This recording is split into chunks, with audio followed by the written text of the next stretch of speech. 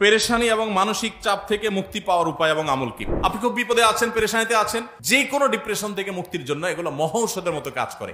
ঢাকায় বাংলাদেশের প্রথম সারির একটা ব্যবসা প্রতিষ্ঠান, 1, 2, 3 পড়বে এরকম একটা ব্যবসা প্রতিষ্ঠান, একটা কর্পোরেট অফিসে আমার একটা কাজে একবার যেতে হয়েছে। তো সেখানে এক ভদ্রলোকের সাথে দেখা, সে অফিসের বড় কর্মকর্তা। উনি আমাকে দেখে খুব আবেগ আপ্লুত হলেন এবং আমাকে একটা সময় ওনার অফিসে দাওয়াত করলেন, চা খাওয়ার জন্য গেলাম। প্রসঙ্গত উনি বললেন যে, ভাই, আমার জীবনে আপনার একটা কথার প্রভাবে আমার পুরো জীবনটাকে পরিবর্তন করছে। আমার একটা আগ্রহ তৈরি হলো, কি এমন কথা যে একটা লোকের জীবনটাকে চেঞ্জ করে দিছে। লোকটা আমাকে বললেন যে, ভাই, আমার এমন একটা রোগ হয়েছে যে দেশ তো দেশের বাইরে বিভিন্ন চিকিৎসা আমার নেওয়া হয়েছে, বিভিন্ন হসপিটালে আমি ট্রিটমেন্ট নিয়েছি, কিন্তু আমার কোনো সমাধান হয় নাই, কোনো রোগ ভালো হয় নাই। শেষ পর্যন্ত কোম্পানির চাকরি ছেড়ে গ্রামে চলে গেছি, জাস্ট মরার অপেক্ষা।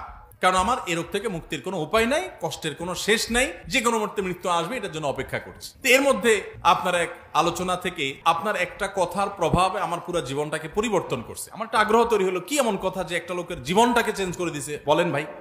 পেরেশানি এবং মানসিক চাপ থেকে মুক্তি পাওয়ার জন্য সর্বপ্রথম হলো ঈমান এবং তাকওয়াকে মজবুত করা। যার ঈমান যত দুর্বল, সে তত তাড়াতাড়ি ডিপ্রেসড হয়ে পড়ে। যার ঈমান যত শক্তিশালী, ডিপ্রেশন তাকে তত কম স্পর্শ করে। যত সমস্যাই হোক, আল্লাহ তাআলা আমার সমস্যা দেখবেন, আল্লাহ তাআলা আছেন, তার উপর আমার ভরসা থাকবে, আমার এই সমস্যার একটা সমাধান হবেই হবে, আর কিছু না হোক আখিরাত আমার সামনে পড়ে আছে। ঈমানদার ডিপ্রেসড হয়ে ভেঙে পড়বে, এটা তার সাজে না। এজন্য ঈমান মজবুত করলে ইনশাআল্লাহ পেরেশানি থেকে আমরা মুক্তি পাবো। আর এছাড়া পেরেশানি থেকে মুক্তি লাভের জন্য দুরুদ এবং ইস্তেগফার এবং দোয়া ইউনুস, তিনটা আমল, দুরুদ, ইস্তেগফার, দোয়া ইউনুস, যে কোনো ডিপ্রেশন থেকে মুক্তির জন্য এগুলো মহৌষধের মতো কাজ করে। আপনি খুব বিপদে আছেন, পেরেশানিতে আছেন, আস্তাগফিরুল্লাহ ওয়া আতুবু ইলাইহি, আল্লাহুম্মা আনতা রাব্বি লা ইলাহা ইল্লা আনতা সাইয়্যিদুল ইস্তিগফার, দুরুদ ইব্রাহিম, ছোট দুরুদ সাল্লাল্লাহু আলাইহি সাল্লাম পড়তে থাকেন অনবরত।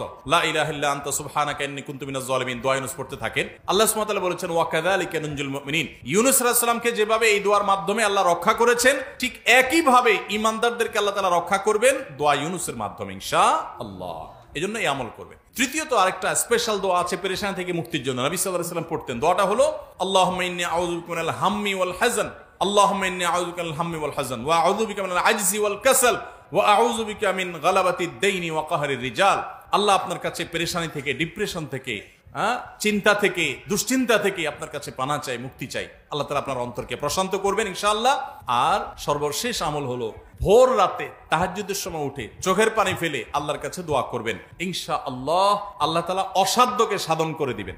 ঢাকায় বাংলাদেশের প্রথম সারির একটা ব্যবসা প্রতিষ্ঠান, 1, 2, 3 পড়বে এরকম একটা ব্যবসা প্রতিষ্ঠান, একটা কর্পোরেট অফিসে আমার একটা কাজে একবার যেতে হয়েছে। তো সেখানে এক ভদ্রলোকের সাথে দেখা, সে অফিসের বড় কর্মকর্তা। উনি আমাকে দেখে খুব আবেগ আপ্লুত হলেন এবং আমাকে একটা সময় ওনার অফিসে দাওয়াত করলেন, চা খাওয়ার জন্য গেলাম। প্রসঙ্গত উনি বললেন যে, ভাই, আমার জীবনে আপনার একটা কথার প্রভাবে আমার পুরো জীবনটাকে পরিবর্তন করছে। আমার একটা আগ্রহ তৈরি হলো, কি এমন কথা যে একটা লোকের জীবনটাকে চেঞ্জ করে দিছে, বলেন ভাই। তখন লোকটা আমাকে বললেন যে, ভাই, আমার এমন একটা রোগ হয়েছে যে দেশ তো দেশের বাইরে বিভিন্ন চিকিৎসা আমার নেওয়া হয়েছে, বিভিন্ন হসপিটালে আমি ট্রিটমেন্ট নিয়েছি, কিন্তু আমার কোনো সমাধান হয় নাই, কোনো রোগ ভালো হয় নাই। শেষ পর্যন্ত কোম্পানির চাকরি ছেড়ে গ্রামে চলে গেছি, জাস্ট মরার অপেক্ষা। কারণ আমার এ রোগ থেকে মুক্তির কোনো উপায় নাই, কষ্টের কোনো শেষ নাই, যে কোনো মুহূর্তে মৃত্যু আসবে, এটার জন্য অপেক্ষা করছি। এর মধ্যে আপনার এক আলোচনা থেকে তাহাজ্জুদের সময় অসাধ্য সাধন হয়, ভোর রাতের দোয়া অসম্ভব সম্ভব হয়, এটা জানার পর ওই দিন থেকে তাহাজ্জুদ পড়া শুরু করলাম। কয়েকদিন পড়ার পর একদিন তাহাজ্জুদে প্রচুর কান্নাকাটি করলাম, তাহাজ্জুদ পড়ে প্রচুর আল্লাহর কাছে চোখের পানি ফেললাম, সিজদা পড়ে থাকলাম।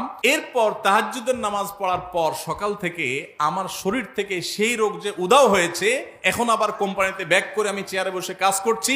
আমার রোগ হওয়ার আগে আমি যতটা সুস্থ ছিলাম, আল্লাহর কসম এখন আমি তার চাইতে অনেক গুণ বেশি সুস্থ। এখনো বেঁচে আছেন এই লোকটা, আমার সাথে যোগাযোগ হয়নি, আমি তো প্রায় যোগাযোগ হয় ভাইরা আমার। এই জন্য ডিপ্রেশন থেকে বাঁচার জন্য আল্লাহর কাছে চোখের পানি ফেলে দোয়া করে। মানুষের কাছে বললে পেরেশানি আরো বাড়ে, আবার না বললে আপনি হালকাও হবেন না। চোখের পানি ফেলে আল্লাহকে মন খুলে বলেন, একাকি কেউ যেন না শুনে, চিৎকার করে করে বলেন। এই যে রমজান আসছে, সারা বছর তাহাজ্জুদ পড়তে পারেন না, কিন্তু রমজানে তো আপনি সারি খেতে উঠেন। সারি খেতে উঠলে ওই টাইমে ভোর রাতে একটু আল্লাহর কাছে দোয়া করেন, এই টাইমে দোয়া কবুল হয়। আল্লাহ তাআলা আমাদের সবাইকে তৌফিক দান করুন। বিভিন্ন সময় আমাদের কিছু জিনিসে পা লাগলে আমরা হাত দিয়ে ছুঁয়ে, বুকে ও মাথায় ছুঁয়ে সালাম করি। এটা কতটুকু যুক্তিসঙ্গত? এটা কি ঠিক? কোনো কিছু যদি পা স্পর্শ হয়, কোনো কিছুতে পা লাগে, একজন মানুষের গায়ে পা লাগছে, আমরা তার গাটাকে স্পর্শ করে চুমো খাই বা বুকে হাত রাখি। এটা মূলত করি হলো যে পাও লাগাটাকে আমাদের সমাজে অসম্মানজনক মনে করা হয়। আমার পা লাগাটা যে ভুলে হয়ে গেছে, জাস্ট সেটা বোঝাবার জন্য আমরা এটা করি। সো এরকম যদি হয় তাহলে সেক্ষেত্রে শুধুমাত্র এই বার্তা দিলাম এর মাধ্যমে যে আমি মূলত ইচ্ছাকৃত আপনার পায়ে গায়ে আমি লাথি দেই নাই, পা দেই নাই, এটা ভুলে লেগে গেছে, টাচ করে তাকে শুধু এটা আমি বোঝালাম, এটুকু ঠিক আছে, কোনো অসুবিধা নেই। কারণ প্রত্যেক অঞ্চলের মানুষের ভাষা, তাদের আচরণ, তাদের মনের ভাব ব্যক্ত করার পদ্ধতি ভিন্ন ভিন্ন হতে পারে, এবং এভাবে আমরা আমাদের জাস্ট মনের ভাবটাকে ব্যক্ত করছি, এখানে কোনো অন্যায় হচ্ছে না, শুধুমাত্র বলছি সরি বা দুঃখিত বা আমি ইচ্ছাকৃত মারি না, এই কথাটাকে আমরা একটা আচরণ দিয়ে বোঝালাম, কোনো অসুবিধা নেই। তবে কোনো জিনিসে পাওয়া লাগলে সেখানে ওইটা ছোঁয়াছুঁইতে কিছু আসে যায় না, কারণ ওই জিনিসের প্রতি তো আর সম্মান অসম্মান জিনিস তো আর বুঝবে না যে তাকে ছুঁয়ে আমি আবার সরি বলেছি। অতএব জিনিস পাও লেগে গেছে, যদি এই জিনিসটা পাওয়া লাগার মতো জিনিস না হয়, খাদ্য, সেখানে পা লেগে গেছে, তাহলে সেক্ষেত্রে আমার সতর্ক হতে হবে পরবর্তী জনের জন্য এটা না হয়। কিন্তু সেখানে ছোঁয়াছুঁই করার কোনো যৌক্তিক কারণ নাই। কিন্তু কোনো মানুষের গায়ে লেগে গেছে, আমরা ছুঁয়ে নিলাম, টাচ করলাম, ধরলাম, বুঝালাম, এটা জায়েজ হতে পারে ইনশাআল্লাহ।